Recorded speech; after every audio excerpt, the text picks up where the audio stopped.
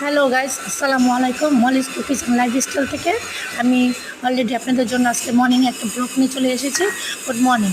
আমি সকালটা শুরু করি কুসুম কুসুম লেবুর পানি দিয়ে, কারণ আমার ওয়েট অনেক বেড়ে গেছে, যার কারণে লেবুর পানি দিয়ে শুরু করে তারপর চলে এসেছি সকালের নাস্তা রেডি করতে। সকালের নাস্তাতে এবার আজকে করতেছি সিম্পল সাদা রুটি, কারণ ভাজা পোড়া খাবো না। ভাজা পোড়া খেতে খেতে শরীরের ওয়েট এত বেড়ে গেছে যে এখন কমাতে পারতেছি না। সাদা রুটি করব, যে হালকাই নাস্তা করব। আজকে ঠিক করেছি কোনো ভারী কোনো নাস্তা করব না, যার কারণে সাদা একদম পাতলা সাদা রুটি করতেছি। রুটিটা আমি সাধারণত রাত্রে বানিয়ে রাখি, সকালে উঠে রুটি বানানো পসিবল না। সেই রুটিটা রাত্রে বানিয়ে রাখি, সকালে শুধু ভেজে সার্ভ করি। এই জন্য রুটি বানিয়ে নিচ্ছি, আর সাথে ডিম পোস্ট। আমার হাতের ডিম পোস্টটা সাধারণত ভালো হয় না, কারণ আমি জানি কেন সব কিছু করতে পারলেও ডিম পোস্টটা সুন্দর করতে পারি না।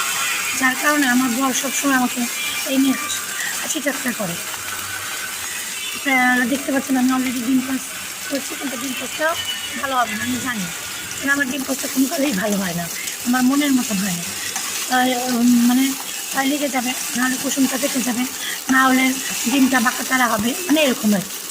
দেখতে পাচ্ছেন অলরেডি ডিমটা নিয়ে আমি রীতিমতন যুদ্ধ করতেছি। ডিম পোস্টটা যে কেন আমি করতে পারি না, আমি এটাই বুঝি না। ডিম পোস্টটা করতে গেলে নানা সমস্যা শুরু হয়ে যায়। যাক, তারপরেও কষ্ট মষ্ট করে আমি অলরেডি ডিম পোস্ট করে নিচ্ছি, খাওয়া গেলেই হইল সেই অনুযায়ী করে নিচ্ছি।